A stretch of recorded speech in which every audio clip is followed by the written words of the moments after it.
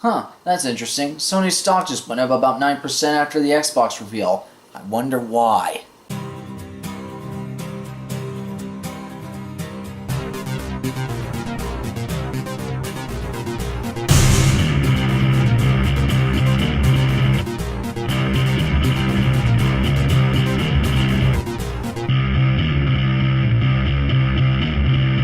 Hey everybody, sorry about getting this video out a little bit later. I decided to film this video a little bit after the Xbox reveal event because I wanted to present myself in a little bit more of a composed manner rather than just going balls to the walls raging and try to be a little bit more calm and collective about this. And so I've compiled a list of stats and a little bit of articles and try to figure out where exactly do I stand on the Xbox reveal. For those of you who don't know, today, May 21st, 2013, Microsoft revealed their newest console, the Xbox One. And I already have something to say about that name. That is an absolute silly name. But before I get into that, let me just go ahead and sum up my thoughts about this conference overall. If I had to describe the amount of what the hell I just saw, I would have to say Microsoft. If I had to describe it in less than 5 words, I would say that it was spectacularly fail-tastic. That's probably it. Spectacularly fail-tastic.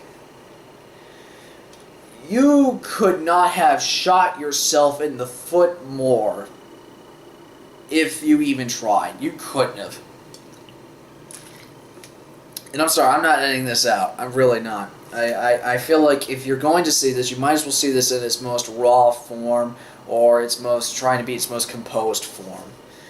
Okay, I've already composed a list of like certain things in the console as well. Like I'm looking at my laptop right now, so actually no, I'll bring it a little bit closer so that way I can keep a look at you, and that way you can tell me what you all think about this. First off, let's start with the name. Xbox One. First off, when I hear that name, I either think of Neo from The Matrix or the one song from the Backstreet Boys. Yeah, I remember that stuff. So, someone should make a parody of that. Someone should make a parody of the conference with Neo from The Matrix with the one song in the background with the Xbox One. I want to see that. Someone make that video. I mean, it's nowhere near as stupid. I don't think it's nowhere near as stupid sounding as the Wii U's name. But here's the thing. This is where I'm coming from when I think of the name. How on earth, in a couple of months when this thing is released, how are you going to say this in conversations? I mean, what are you going to tell your friends? It's like, oh, well, did you play that new game on the One? Like, what One? I mean, what console? Like, the Xbox One. You mean the one that came out, the original Xbox One? No, the new one. And it's just like, it's like one of my friends, like Lenny described, it's like an Abbott and Costello routine to be. It's like, It's ridiculous. It sounds ridiculous. Like, The One. I was like, no, you're thinking of either The One from The Matrix or The One song from Backstreet Boys. Like, that's what I'm thinking of. The One, it just doesn't... Xbox One does not flow off the tongue. It does not flow through the thought process easily. Wii U, yes, it is a ridiculously stupid name. But at least it can flow off the tongue once you say it a couple of times. Xbox One seems very abrasive. It doesn't flow off. Like, just call it the Infinity. Just say, like, oh, I played this on the Infinity. Like, if you had gone with Xbox Infinity, I would have been fine with that. That would have been fine. At least it would have sounded less jarring than Xbox One. I was like, it might as well be, I mean, hell, the score might have been Xbox One Audience 0. No, Xbox One Gamers 0. It's certainly what this conference felt like after I was done watching it. Alright, but since I've already ranted enough about the name, I'm going to go ahead and list off some of the system specs. So, we have ourselves, hold on. Okay, where are you? Okay, we have a AMD 8-core processor. So, that's about roughly the same. It seems like about the Same type of CPU that the PlayStation 4 will use. It has 500 gigs of memory storage. Great. Sony already does that with some of his PS3 models.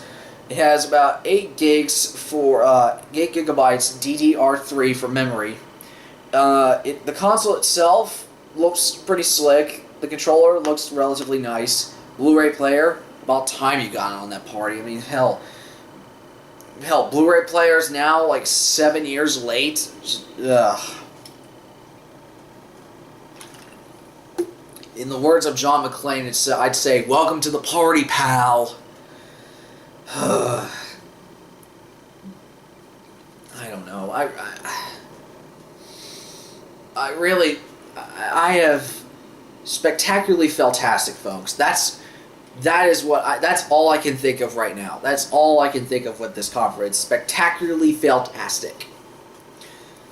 Okay, what else? Okay, here's a couple of things I found out that I figure is like, I'm going to get to the stuff that I feel like us gamers like actually do kind of care about, because let's face it, sports stuff, couldn't care less. TV, couldn't care less, which was about half of that conference. And here's another thing that makes me curious. How do you have a reveal for a console, a video game console, and you use the word TV and television more than video games or gaming in general? On what plane of existence does that make sense? Can you please clarify for me, please? I'm perplexed. I'm perplexed beyond words. Okay, now I'm going to get into some of the stuff I've heard was talked about for Xbox One. Still a stupid name. One of the things I heard is that Xbox will not function. I've collected some of these sources from like IGN, Games Radar, Kotaku, all across the gaming internet. One of the things I found is that Xbox will not function without Kinect attached to it. It says here, and I quote, and I think this is from IGN. In a Q&A session on their press site for the new Xbox, Microsoft takes the always-on connection question with a strangely worded answer. And strange is probably an understatement given what they said. Here's what the quote says. No, it does not have to be always connected, but Xbox One does require a connection to the internet. So, could you clarify that for us just a bit? Because you're just saying that no, it does not always have to be connected, but it does require a connection.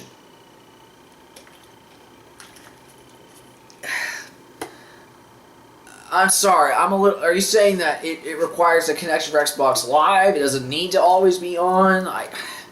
I'm sorry, like, I'm not gonna hold... Originally, if I was going to film this, I swear, if I was going to film this originally after I was done ranting, like after I saw that, I was going to rant the crap out of this video, but after I just felt like I had to take a couple of hours just to compose myself and try to be a little bit more calm and collected, but so far my rage or my frustration is starting to come out again. I'll try to get through this a little bit faster. So, you're saying that it doesn't have to always be on or connected, but you does say requires a connection. So, are you talking about just for Xbox Live? Are you talking about the Xbox One in general? Like, clarify that answer. Seriously, clarify that. No. Here's another kicker, and this is one thing I felt like Angry Joe addressed very well. It says, if you trade in games with your friends, you have to pay a fee. A fee. You have to pay if you want to play games with your friends. Like, if you want to trade games with your friends, you have to pay a fee.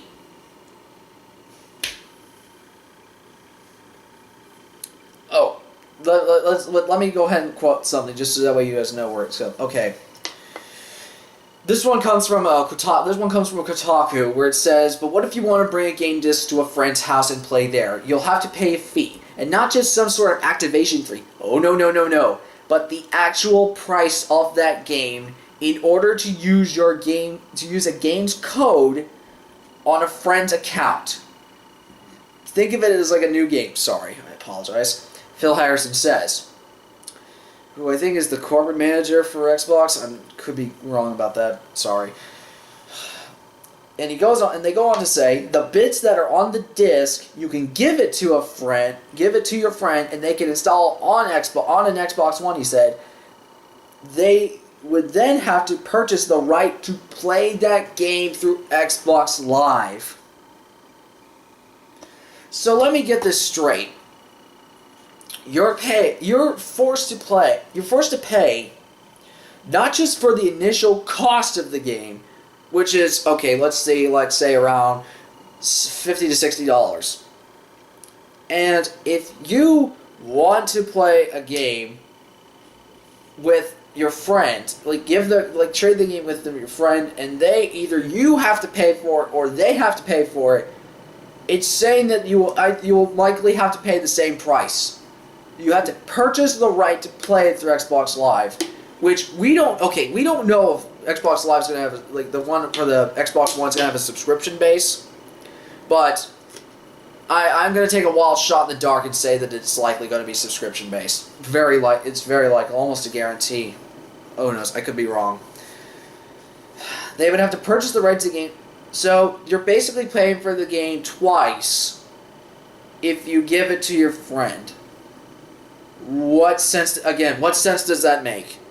I really can't. If it does, I understand. I apologize if this doesn't sound like the most thorough analysis of all the Xbox's features. It's just, as a gamer and someone who really wants the industry to thrive, I just don't get this. I don't get this move at all. I mean, sometimes I like to trade games with friends. I let friends borrow my games to PlayStation all the time. And I was like, hey, you want to try this out? Sure. Here, I lend them the game and they play it for a couple of days or lend it for a couple of weeks, and they enjoy it and they give it back. Simple. It's simple, convenient, and it allows people to explain. And sometimes people don't have the budget to play all the new games that come out. I am fortunate enough in my situation to be able to do that. Not a lot of people do, which is why I am more than happy to lend people some of my games and let them play and enjoy them. But on this one, I wouldn't be able to do that. They have to pay for the game, or I'll have to pay for it again. That's what it sounds like. I could be wrong, but am I crazy? You have to pay for it twice if your friend wants to play it? Oh, God. And Phil Harrison goes on to say, the article goes on to say, they would be paying the same price we paid, or less, we asked. And Harrison goes on to say, let's assume it's a new game, so the answer is yes. It will be the same price.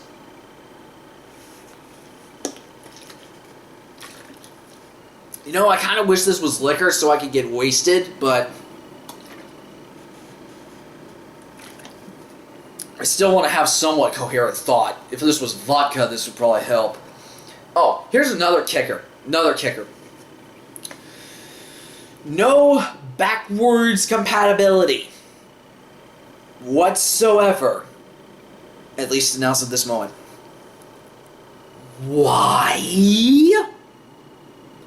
I mean, I'll admit that I do not have the biggest library of Xbox games in the world, but I still have a couple that I like to play every once in a while. That I like to go to every now and then and play. I mean, it just doesn't make any sense. And then what's worse, I feel more sorry for the people who have a huge back catalog of 360 games. I feel sorry for them, because this completely screws them over. I mean, I'm not the biggest 360 player in the world. I have a 360. I have it right in my living room next to my PS3 and my Wii. But why? Why? I mean, with Sony's announcement, they at least announced on their Gaikai service you would be able to play every game from the PlayStation 1 up. Eventually. According to them, they would be able to. So, that takes care of the backwards compatibility issue. Now, to be fair, they do have a cloud service planned, but I kind of doubt that they're going to do the same thing that Sony's going to do. I really sort of doubt that. I don't know. It's just no backwards compatibility. And I understand that some people say, well, backwards compatibility doesn't matter. Screw that. It matters to a lot of people. It matters to a lot of people who want to be able to play their old games, and it's just a lot more convenient. The issue of backwards compatibility has been an issue ever since the Atari 52 freaking 100. Why do you think one of the main reasons the 5200 failed all the way back then? Why? Because you could play 2600 games on it. I don't know. Sorry, I was kind of yelling a lot before this video started just so that way I can kind of vent some steam so my throat feels a little dried up. And this was one of the biggest, like, what the hell kind of moments during the entire conference. Is that no real gameplay demos were shown at all.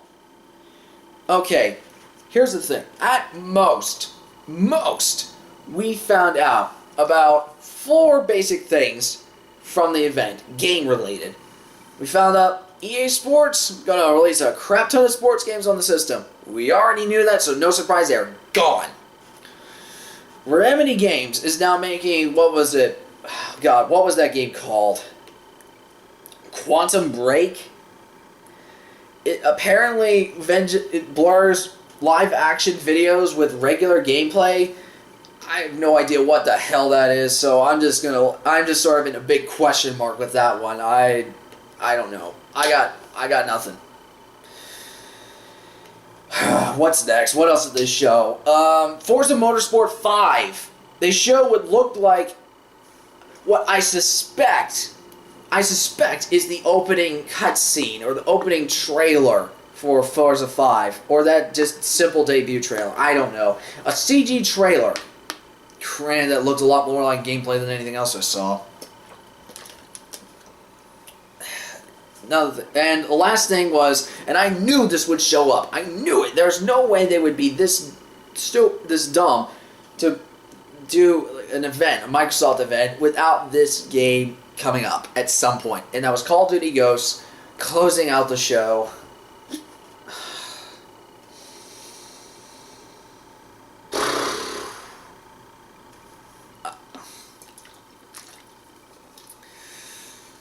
Oh, here's one thing that perplexes me. How is it possible? Like, when I was seeing the footage for Call of Duty Ghosts, and I was looking at the footage, and it looked relatively okay, nothing spectacular, but there was one thought that kept reoccurring throughout my head. And I was like, why does this make me think of Crysis 1? Oh yeah, that's right, because it looks just about as good as Crysis 1 did. And when did that game come out? What was it, 2007? Which is now 2013. Oh yeah, 6 years ago!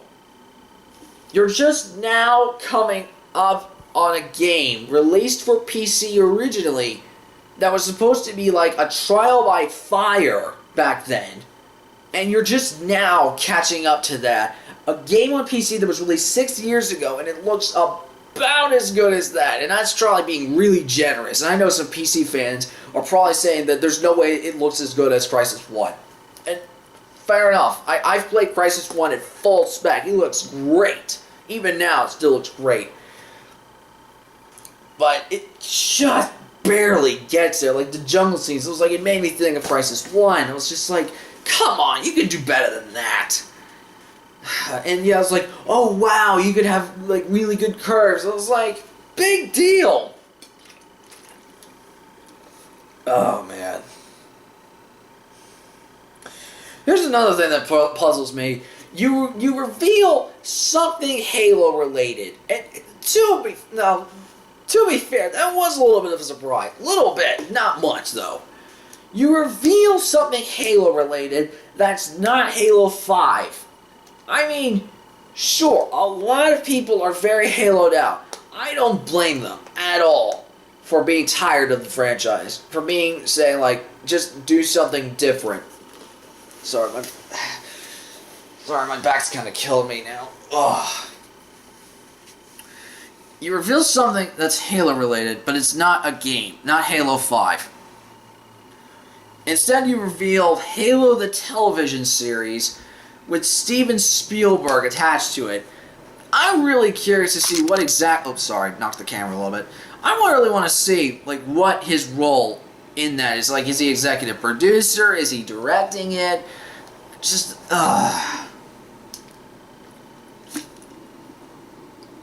What else? What else did they do? I'm trying to, like, even now, like, my memory is trying to process, like, there's no way they screwed up this bad. My memory is literally trying to take away bits and pieces of this conference as I'm listening and thinking about it.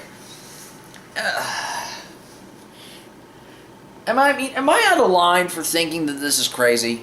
Seriously, folks, comment, please tell me. I mean, it seems like they're just taking, it's not like they're just shooting themselves in the, no, they're taking a freaking nuke, putting it on their foot, and blowing it up. It's like they're trying to be the most broad, mainstream, generic system as possible for people who do not give a crap about games. I mean, I probably already said this. I'm sorry. I'm probably going around in circles. But how do you have a video game console reveal that is only, like, for the majority of the show is focused on TV? What sense does that make? Really, what sense does that make? None. At all. And I know that there's some people that says, oh, they're going to show their big guns at E3. Okay, fine. If they want to save their big guns at E3, fine. But here's the thing here. You delayed this conference a month to respond to PlayStation 4.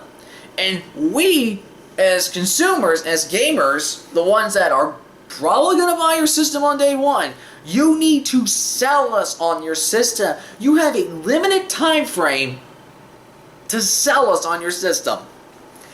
You didn't do that with us because we are gamers. You created a video game console for people who want to play games. That's what you were supposed to show. Lots and lots of games. And yet you say that there's, what, 12 exclusives going to come out by the end of the year, 8 of which are going to be new franchises. Okay. Not to diss Microsoft and their creativity output, but I'm going to call very high suspicions on that. Because if you really think about it, how many of those games, those exclusives, are not only going to be permanent exclusives, like first-party exclusives. I mean, third-party exclusives, I don't count those because those are probably going to be timed at best. Hell, Rayman Legends was scheduled to be Wii U exclusive, but that, I totally called the fact that it was going to go multi-platform, and I was right months in advance back when it was first revealed. I mean, third-party stuff eventually goes multi-platform. It's practically inevitable. But how many of those exclusives are going to be first-party AAA games? Like, you're going to throw all your marketing into this. And I'm not talking about, like, oh, well, you can get DLC exclusive on Xbox. So it's like, no. That crap doesn't count.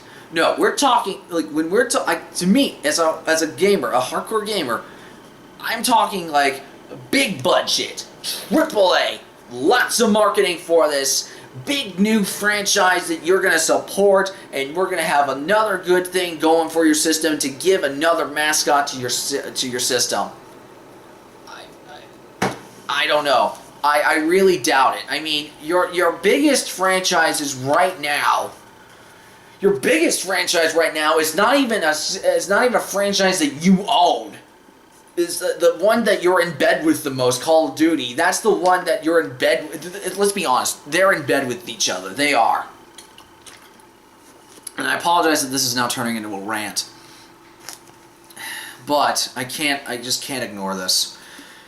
The biggest franchise you have on your console is one that you technically don't even own. But you throw so much money around DLC because that's the only demographic that really buys your system or takes it that seriously. And I know some people that bought a lot of games on your Xbox, so like different kinds of games. I get that, and that's fine. But it seems like they're going for the most, I really hate to say this, really hate to say this, shallow gamer. Shallow gamer as possible. I really, and I understand that people like shooters. I understand that people like sports games. I myself am not one of those people. I don't like mind shooters as long as you have something interesting going on with them. That's fine. But sports games, couldn't care less. I mean, heck, sports bore me as a concept by themselves. The games, Microsoft, you really, at E3, you better bring it. I mean, I'd like to think I'm not the only person that is disappointed with this on a very massive level. And I'm pretty sure there's a lot of people out there trying to compose better rants or give their 2 cents on the conference than I am. I am probably mistaking a lot of stuff. I understand that. But with all the information that I'm seeing, you know, I would like, before I started recording this video, I would have said something like, no gamer worth their salt is going to buy an Xbox One when it comes out. No one would. But I won't say that, because I know there's someone who is going to. There are going to be people outside, like in New York, in Times Square, at midnight, buying the system day one. It's going to happen. So, I will just speak for myself. And I won't judge you if you do buy an Xbox One at all. It's your choice. If you want to buy the system, great. More power to you. But I'll say this. As a hardcore gamer, someone who has a very high passion for the games industry, someone who wants to be a creator one day, this system has done a, as I said, spectacularly fail-tastic job of not selling itself to me. I mean, I have every system from the PS1 up, N64, GameCube, Dreamcast, Xbox, the original Xbox, PlayStation 2, PlayStation 3, Xbox 360, the Wii, the PSP, the DS, the Vita, all those systems. Like, I think I mentioned Dreamcast. What, did I? Yeah, probably did. But yeah, all those systems. Like, I have not yet bought a Wii U. And I probably, at this point, I am not convinced at all to buy a 360. At all. And I might just have to root down to one system. Here's another feature I completely forgot about. Sorry. There's a feature where you will be able to install the game disc into your system, install the game on your hard drive, and you'll be able to play the game without using the discs. That sounds oddly familiar, like another device I own. What is it? Oh yeah! My PC! Need I say more? I don't think so. So, I'm probably just rambling on at this point, so I'll go ahead and wrap this video up. Microsoft... God. I really didn't want to say this. I really don't want to say this. But I've probably seen Nintendo press conferences that are better than yours. Oh, man. At least in Nintendo press conferences, they had some games. I mean, you just shot yourself in the foot, man. You shot yourself in the foot. No, you didn't shoot yourself in. You nuked yourself in the foot. You didn't shoot yourself in the foot. You nuked yourself in the foot. And I know there's probably going to be some people raging about me, saying, look, I'm not a PlayStation fanboy. I'm not a Wii fanboy. I am not a 360 hater. I'm not any PC elitist. I'm not one of those people. I'm just someone who wants the system to do as well as it can to prove itself and be worth our money. I mean, hell, like, at this point, in the terms of like Xbox One and PlayStation 4 camps, I'm sitting calmly and quietly and being patient in the PlayStation 4 camp, and I feel pretty safe. I feel pretty comfortable where I am sitting right now. Not just in my chair, but where I'm going to go with the next generation. And I feel like a lot of gamers are going to go in the same direction. I'm sorry, folks. I apologize if this was not exactly as comprehensive or as composed as I probably should have been. I just... When you're as passionate about games as I am, and you try to be as, like, You want it to do well. You care about the industry. You want it to do well. Stuff like this just makes you want. It can drive a man to drink. Anyways, that's my thoughts on the Xbox One reveal event.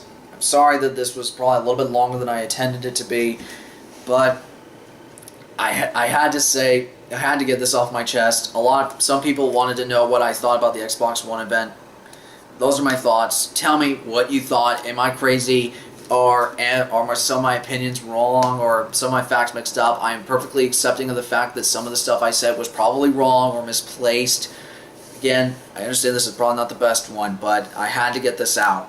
I had to just get it all out right now. Just, ugh. Anyways, folks, that's my perspective on the Xbox One event. I'll see you next time, and until then, I'm Perry the One-Armed Legend. You name it, I can play it. Oh, one more thing, just before I close out this video for good. I am actually going to diss the Carbon Fist 17 name, since I don't really use that on my channel at all, since everything is like Perry, the One-Armed Legend, or something like that. So whenever you want to search up any new videos I have, just search for Perry the One-Armed Legend in YouTube, and my videos should come up relatively easily. I'm going to put more tags in the videos so that way you guys can search for them easily. So yeah, just ditching the Carbon Fist 17 name. I'm going to put Perry the One-Armed Legend, just put that as my username. So I will see you then. Sorry, lost my train of thought for a second, but yeah, I'm just ditching the name. That's my thoughts. I'll see you next time.